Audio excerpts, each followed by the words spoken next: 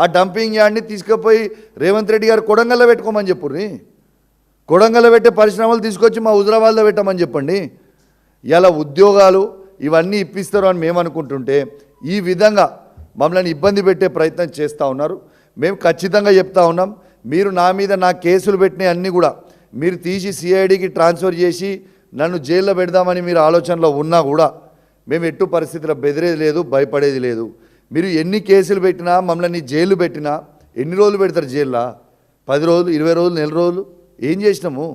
ఇలా ప్రజల పక్షాన మాత్రం ఖచ్చితంగా నిలబడతాం, ఖచ్చితంగా మేము కొట్లాడతాం అనేది మాత్రం ఖచ్చితంగా మీకు తెలియజేస్తూ ఉన్నాను. ఇలా పదే పదే తప్పుడు ప్రచారం చేస్తూ ఉన్నాను. ఇలా ఈ కాగితం చూడొచ్చు, ఇది రేవంత్ రెడ్డి గారు ఈ డంపింగ్ యార్డ్ని హుజరాబాద్లో ఫైనల్ చేసింది 26/7/2024 నాడు. అంటే ఒక్కసారి మీకు చదివి మరొక్కసారి వినిపిస్తాం.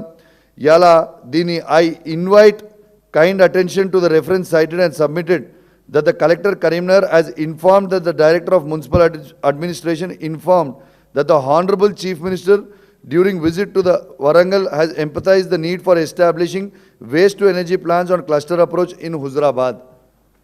ఇది 26/7/2024 నాడున ముఖ్యమంత్రి రేవంత్ రెడ్డి గారు ఆదేశాల మేరకు మేము ఇది రిలీజ్ చేస్తున్నామని గౌరవ కరీంనగర్ కలెక్టర్ గారు క్లియర్గా లెటర్ ఇచ్చిండ్రు.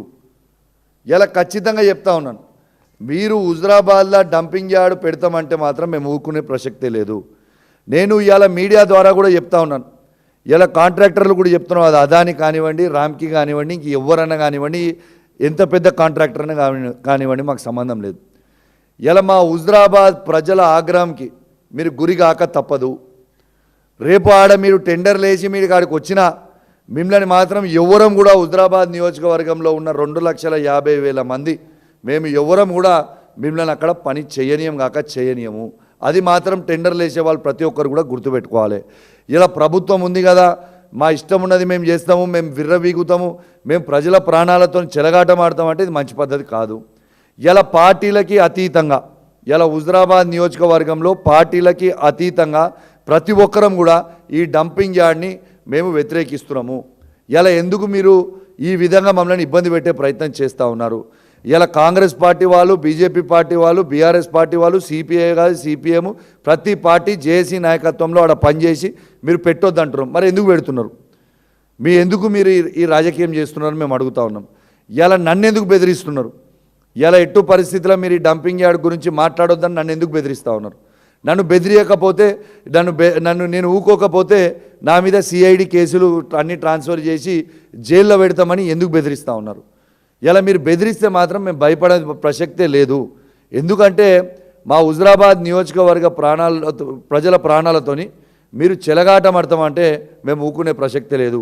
ఇది మా హుజరాబాద్ నియోజకవర్గంకే కాదు, మానకొండూరు నియోజకవర్గం నుంచి ఉన్న 2 మండలాలు, ఇలా హుస్నాబాద్ నియోజకవర్గం నుంచి ఉన్న 3 మండలాలు కూడా ఉన్నాయి.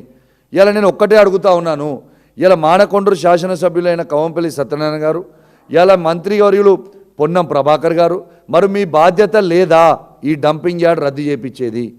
మరి ఆ 3 మండలాల ప్రజలు, ఇలా ఎల్కతుర్తి, భీమదేవరపల్లి, సైదాపూర్ మండల ప్రజలు, పొన్నం ప్రభాకర్ గారు మీకు ఓట్లు వేసిరు కదా, మరి ఆ ప్రజల్ని కూడా మీరు ఎందుకు ఇబ్బంది పెడుతున్నారని నేను అడుగుతా ఉన్నాను. ఇలా మానకొండూరు మండలం, కేశవపట్నం మండలం ప్రజలు కూడా వాళ్ళు కూడా ఇలా కవంపల్లి సత్యనారాయణ గారికి ఓటేసారు కదా, కాంగ్రెస్ పార్టీకే ఓటేసారు కదా. సరే, హుజరాబాద్ నియోజకవర్గ ప్రజలు బీఆర్ఎస్ పార్టీకి ఓటేసారు అనుకుందాం. ఇప్పుడు మానకొండూరు ఇటు పక్కన హుస్నాబాద్ అయితే కాంగ్రెస్ పార్టీకే ఓటేసారు కదా, ఒకరు మీరు మంత్రి అయ్యారు కదా. పొన్నం ప్రభాకర్ గారు మీకు హుస్నాబాద్ నుంచి సంబంధం లేకున్నా, మీది హుస్నాబాద్ ఊరు కాకపోయినా, మీరు కరీంనగర్ వారైనా మీరు హుస్నాబాద్కి పోతే ఇదే ఎల్కతుర్తి, భీమదేవరపల్లి, సైదాపూర్ మండల ప్రజలు మీకు ఓట్లేసి గెలిపించారు కదా. మరి ఆ ప్రజలు ఇలా గెలిపించిన పాపానికి ఇలా వాళ్ళని ఇబ్బంది పెట్టే ప్రయత్నం మీరు చేస్తూ ఉన్నారా? ఇలా మానకొండూరు, కేశవపట్నం ప్రజలు కూడా ఇలా కాంగ్రెస్ పార్టీకే ఓటేసారు, కవంపల్లి సత్యనారాయణ గారికే ఓటేసారు కదా. మరి దానివల్ల ఇలా మీకు వచ్చేది ఏంటిది అని మేము అడుగుతూ ఉన్నాం. ఇలా హుజరాబాద్లో మాత్రం మీరు ఎట్టు పరిస్థితులు అలా డంపింగ్ యార్డ్ పెడితే మేము ఊరుకోం కాక ఊరుకోం. ఇలా డంపింగ్ యార్డ్ ఈడబెట్టాలి అంటే డంపింగ్ యార్డ్ ఈడ ప్రజలు లేని దగ్గర పోయి పెట్టుర్రి. ఈ ప్రజలు ఉండే దగ్గర ఊరి మధ్యలో తీసుకొచ్చి డంపింగ్ యార్డ్ పెట్టి ప్రజల్ని మొత్తం ఇబ్బంది పెడతాము అంటే ఇది ఇబ్బంది కాదా? ఇలా నిజంగా డంపింగ్ యార్డ్ పెడితే ఇలా సీడ్ బౌల్ ఆఫ్ ఇండియా ఎక్కడ అంటారంటే, సీడ్ బౌల్ ఆఫ్ ఇండియా అంటే ఎక్కడ? ఇలా హుజరాబాద్ నియోజకవర్గ ప్రాంతం. ఇలా అద్భుతంగా పంటలు పండుతాయి ఆడ. ఇలా వాస్తవంగా వ్యవసాయము అద్భుతంగా పంటలు పండేటి ఎక్కడ అంటే హుజురాబాద్ నియోజకవర్గంలో నేను చెప్పిన ఈ 10 మండలాలలో బెస్ట్ వాతావరణం ఉంటుంది. మీరు ఎవరిని అడగండి. అట్లాంటి వాతావరణంని ఇలా మీరు పాడు చేస్తే, రేపు ఆ వాతావరణంని మీరు పాడు చేస్తే రేపు పంటలు ఎట్లా పండుతాయి? దానికి మీరు చెప్పాలి జవాబని నేను అడుగుతా ఉన్నాను. ఇలా ఆ పంటలకి నీళ్ళు ఇస్తే ఆ నీళ్ళన్నీ కూడా విషం నీళ్ళు అయితాయా కావా ఒక్కసారి మాకు చెప్పండి. ఆ కలుషం అయిపోయి ఆ విషం నీళ్ళు ఇస్తే ఆ పంటలు పెరుగుతాయా? ఆ పంటలు పండేయగలుగుతాడా రైతు? ఎందుకు మమ్మల్ని ఇట్లా ఇబ్బంది పెడుతున్నారని మేము అడుగుతా ఉన్నాం. రేపు ఆ మంచినీళ్ళు తాగితే ఆ మంచినీళ్ళు రేపు విషం నీళ్ళు తాగినట్టు అయితాయా కావా ఒక్కసారి మాకు చెప్పండి. రేపు ఆఖరికి కలుషమైన ఊపిరి పీల్చుకుంటే మా హుజురాబాద్ నియోజకవర్గ ప్రజలతో పాటు ఈ ఉన్న 5 మండలాలు బయటితో పాటు అంటే టోటల్ 10 మండలాలు 2 పట్టణాల ప్రజలు రేపు ఊపిరి పీల్చుకుంటే మా ఊపిరితిత్తులు పాడైతాయా పాడు కావా? దాంతో ఇవన్నిటికీ మీరు జవాబు చెప్పాల్సిన అవసరం ఉన్నదా లేదా? ఇలా ఆఖరికి రేపు భవిష్యత్తులో మా యంగ్స్టర్స్ యువకులు ఎవరైతే ఉన్నారో రేపు పెళ్లి చేసుకున్న తర్వాత వాళ్ళకి పిల్లలు పుట్టాలంటే ఇలా నల్గొండ జిల్లాలో ఫ్లోరోసిస్తోని ఎట్లయితే హ్యాండిక్యాప్ పిల్లలు పుడుతున్నారు, రేపు మా హుజురాబాద్ నియోజకవర్గంలో పిల్లలకు అందరూ కూడా ఇట్లా హ్యాండిక్యాప్ పిల్లలు పుట్టే ప్రమాదం ఉందా లేదా? ఇట్లాంటిది ఎందుకు మా మీద కోపం పెంచుకుంటా ఉన్నారు? ఎందుకు చేస్తూ ఉన్నారు ఇవన్నీ? ఈ దయచేసి మీరు రాజకీయాలకు అతీతంగా దయచేసి నేను విజ్ఞప్తి చేస్తున్నా, రాజకీయాలకు అతీతంగా డంపింగ్ యార్డ్ని వెంటనే మీరు రద్దు చేయాలి. కాంగ్రెస్ మిత్రులు కొందరు వేరు మంత్రులు అందరూ మరి సానుకూలంగా ఉన్నామో అని చెప్తున్నారు. మరి మీరు సానుకూలంగా ఉన్నామని చెప్పిన తర్వాత దాన్ని వ్యతిరేకించేటోళ్ళు ఎవరు? తుమ్మల నాగేశ్వరరావు గారు మేము సానుకూలంగా ఉన్నామంటారు, పొన్నం ప్రభాకర్ గారు అంటున్నారు అని చెప్తున్నారు, శ్రీధర్ బాబు గారు అంటున్నారు అని చెప్తున్నారు. మరి అందరు చెప్పిన తర్వాత అది ఎందుకు అవుతుంది? దయచేసి దీంట్లో రాజకీయాలు చేయకండి. వెంటనే మా రద్దు ప్రకటన తప్పకుండా రావాలి. ఎట్టు పరిస్థితుల్లో రద్దు చేస్తున్నాము అనేది ప్రకటన వెంటనే ఇవ్వాలని నేను ఈ ప్రభుత్వాన్ని ఖచ్చితంగా డిమాండ్ చేస్తూ ఉన్నాను. ఇలా మా హుజురాబాద్ నియోజకవర్గంలో మా ల్యాండ్ రేట్స్ ఏ ఊరికి పోయినా, హుజురాబాద్ నియోజకవర్గంలో ఉన్న 107 గ్రామ పంచాయతీలకు ఏడికి పోయినా, మా 2 పట్టణాలలో ఏడికి పోయినా, మా మానకొండూరు మండలంలో ఏడికి పోయినా, కేశవపట్నం మండలంలో ఏడికి పోయినా, ఎల్కతుర్తి భీమదేవరపల్లి సైదాపూర్ మండలంలో ఎక్కడికి పోయినా కూడా ఇలా తక్కువలో తక్కువ 25 లక్షల రూపాయల కంటే ఒక ఎకరం కూడా తక్కువ ఉండదు. అట్లాంటిది ఇలా 25 లక్షల రూపాయలకు కూడా ఎకరం తక్కువ ఉండకుండా మినిమం 25 లక్షల రూపాయల నుంచి 2 కోట్ల రూపాయల వరకు మాకు ఎకరం ఉంది. మా 2 పట్టణాలలో 50,000 నుంచి 1,00,000 రూపాయల వరకు గజం ఉంది. రేపు నిజంగా మీరు ఈ డంపింగ్ యార్డ్ అనేది అక్కడ తీసుకొచ్చి పెడితే రేపు మా భూమిలో 4-5 లక్షలకు కూడా కొనేవాళ్ళు ఉండరు. రేపు పట్టణంలో 1000 రూపాయల గజం కూడా కొనేవాళ్ళు ఉండరు. మరి ఇవన్నీ కూడా ప్రజల్ని ఇబ్బంది పెడతలేరా? కేసీఆర్ గారేమో కష్టపడి రైతులు బాగుండాలి అని గొప్ప ఆలోచనతోని గౌరవ ముఖ్యమంత్రి గారు ఆనాడు తెలంగాణ తొలి ముఖ్యమంత్రి కేసీఆర్ గారు ఆనాడు రైతులు బాగుండాలి, రైతులని కోటీశ్వర్లు చేయాలని గొప్ప ఆలోచనతోని ఇవాళ కాళేశ్వరం ప్రాజెక్ట్ కట్టి నీళ్లు తెచ్చిండ్రు. ఆ పంటలకి రైతు బంద్ వేసిండు, 24 గంటల ఫ్రీ కరెంట్ ఇచ్చిండు.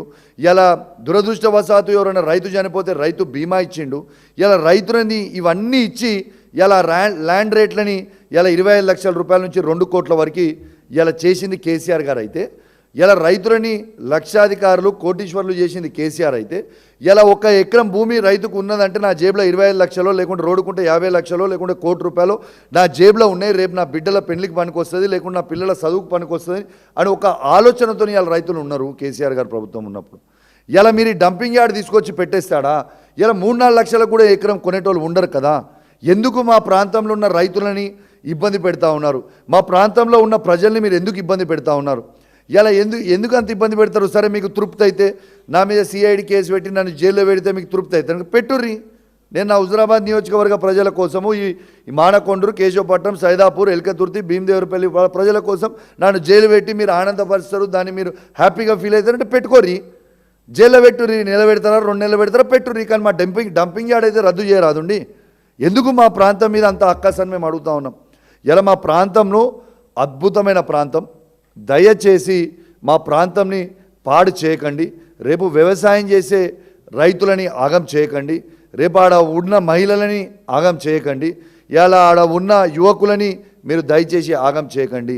నేను దయచేసి మళ్ళా చెప్తా ఉన్నాను, ఈ హుజురాబాద్ నియోజకవర్గంలో ఉన్న 5 మండలాలు, ఇలా బయట ఉన్న 5 మండలాలు, 10 మండలాలు 2 పట్టణాలు, ప్రతి ఒక్కరు కూడా ఆలోచన చెయ్యాలి. ఈ డంపింగ్ యార్డ్ అనేది తీసుకొని వస్తే ఆ చెత్త ప్రతి ఊరికి టచ్ అవుతుంది, ఆ చెత్త ప్రతి ఊరికి వర్తిస్తుంది. ఈ ఏరియా మొత్తం కూడా కాలుష్యం అయిపోయి మీరు అందరు కూడా ఇబ్బంది పడే ప్రమాదం ఉంది. దయచేసి మీ అందరు కూడా మేలుకోవాలి. ఇదేదో ఉట్టి కౌశిక్ రెడ్డి సమస్యనో, లేకుంటే రాజేశ్వరరావు గారి సమస్యనో, బండశ్రీను గారి సమస్యనో, లేకుంటే రమేష్ గారి సమస్యనో కాదు. ఈ సమస్య ప్రతి ఒక్కరి సమస్య. ఎవరి కోసం వారు తప్పకుండా కొట్లాట చేయాలి, పోరాటం చేయాలి. ఎవరు కూడా ఇంట్లో పడుకోవద్దు, నాకేమవుతుంది, ఇది నా వరకు వస్తుందా, ఇది వీడికి తెలియదా అనేది కాదు. ఇది ఖచ్చితంగా ప్రతి ఒక్కరికి కూడా వస్తుంది. ప్రతి ఒక్కరు కూడా ఇబ్బంది పడే ప్రమాదం ఉన్నది ఉన్నది ఉన్నది ఉన్నది. నేను రాజకీయాలకి అతీతంగా నేను చెప్తా ఉన్నాను. ఇలా రేపు మా జేఏసీ ఆధ్వర్యంలో, మా ఆదివారం రోజు మా జేఏసీ ఆధ్వర్యంలో మేము ఆ ఏడైతే వీళ్ళు ఆ డంపింగ్ యార్డ్ని పెడతామని చెప్పిర్రో, ఆ డంపింగ్ యార్డ్ దగ్గర మా మల్లన్న దేవుడు అక్కడ ఎన్నో సంవత్సరాల నుంచి, వందల సంవత్సరాల నుంచి ఆడ మాకు మల్లన్న దేవుడు టెంపుల్ ఉన్నది. ఆ టెంపుల్ అనేది కూడా మా యాదవ్ కుర్మల సోదరులకి సెంటిమెంట్ అయిన టెంపుల్, వాళ్ళతో పాటు మా అందరు కూడా సెంటిమెంట్ అయిన టెంపుల్. ఆడ టెంపుల్ కూడా ఉంది. ఆ టెంపుల్ని కూడా మీరు తీసేద్దామని ఆలోచనలో ఉన్నారు. ఆడ టెంపుల్ ఏదో మేము కొత్తగా పెట్టింది కాదు, అక్కడక్కడనే మల్లన్నతో పాటు ఆడ శివుని లింగం వెలిసింది, ఎన్నో సంవత్సరాల క్రితం నుంచి ఉంది. ఖచ్చితంగా ఈ ఆదివారం రోజు పార్టీలకి అతీతంగా జేఏసీ ఆధ్వర్యంలో ఇలా మేము ఆడ మల్లన్న పట్నాలు వేస్తున్నాం. దయచేసి మీడియా మిత్రులు కూడా అందరు రావాలి. ఆడ వచ్చి మొత్తం కూడా చూడండి, మేము చెప్పింది అబద్ధమైందా నిజమా అబద్ధమా అనేది మీరే చూడండి. మీరు ఆదివారం అయినా కూడా మీరు ఇవ్వకపోతే మాత్రం, ఇవాళ మెల్ల మీ ప్రభుత్వం నుంచి ప్రకటన రాకపోతే మాత్రం ఖచ్చితంగా 22 తారీఖున మా జేఏసీ ఆధ్వర్యంలో ఇలా ఖచ్చితంగా పెద్ద ఎత్తున మేము పాదయాత్ర కూడా శాంతియుతంగానే, ఏదైనా శాంతియుతంగానే ఇలా పాదయాత్ర కూడా మేము 22 తారీఖున తప్పకుండా మీరు ప్రకటన ఇవ్వకపోతే మాత్రం 22 తారీఖున ఖచ్చితంగా మేము అందరం కలిసి పెద్ద ఎత్తున పాదయాత్ర చేసి